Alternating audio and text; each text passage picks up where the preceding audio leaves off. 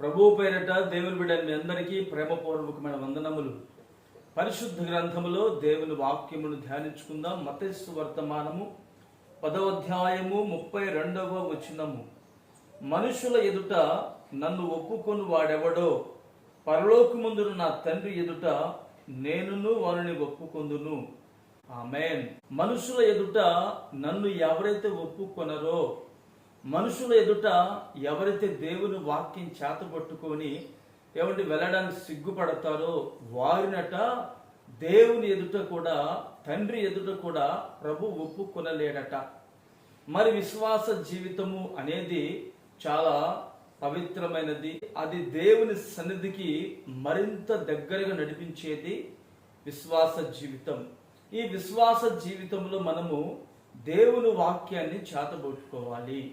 దేవుని ఎదుట అనేక మంది ప్రజలను ప్రభువు నామమును గూర్చి మనం ప్రకటన చేసినప్పుడు మనము యేసయ్యను వారికి పరిచయం చేసినట్లు అవుతుంది. రోజున ఎంతమంది ప్రభువుని పరిచయం చేయుచున్నారు, ప్రభు నామమును పరిచయం చేయుచున్నారు? వాక్యం అంటుంది, మనుషుల ఎదుట నన్ను ఎవరైతే ఒప్పుకుంటారో నేను తండ్రి ఎదుట, దూతల ఎదుట, పరలోకము ఎదుట ఆ మనుషులకు ఒప్పుకుంటాను అని ప్రభు అంటున్నారు.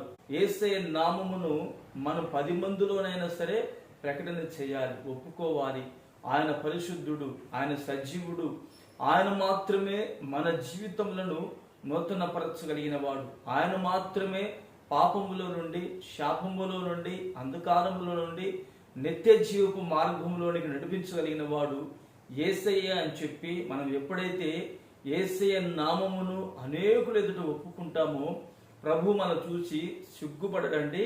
అనేకుల ఎదుట మనల్ని కూడా ఆయన ఒప్పుకున్నటువంటి దేవుడిగా ఉన్నాడు. ఈ విశ్వాస జీవితంలో ఇదొక ఆత్మ సంబంధమైన మాట. ఈరోజు మనం దేవుని మందిరానికి వెళ్ళినప్పుడు చాలా మంది హ్యాండ్ బ్యాగుల్లో, సంచుల్లో బైబిల్ పట్టుకుని వెళ్తుంటారు, చేతితో పట్టుకుని వెళ్ళరు. అంటే యేసయ్య నామను ఒప్పుకోవడానికి ఇష్టపడడం లేదు.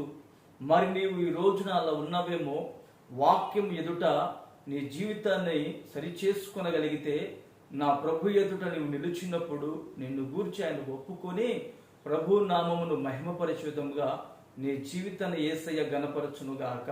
ఆమేన్. ప్రార్థన చేసుకుందాం. ప్రేమగల తండ్రి, పరిశుద్ధుడా, స్తోత్రం చెల్లిస్తున్నాము నాయన. మనుషుల ఎదుట నన్ను ఎవరైతే ఒప్పుకుంటారో పరలోకమందు తండ్రి ఎదుట, దేవదూతల ఎదుట నేనును వారిని ఒప్పుకుంటాను అని మీరు మాకు తెలియపరిచున్నారు. మనుషుల ఎదుట నన్ను ఎవరైతే ఒప్పుకొనరో, దేవదూతల ఎదుట, సంఘం ఎదుట, పరలోకం ఎదుట, తండ్రి ఎదుట నేనును వారిని ఒప్పుకొనను అని ఆధ్యాత్మికమైనటువంటి సందేశమును మీరు మాకు అనుగ్రహించి ఉన్నారు.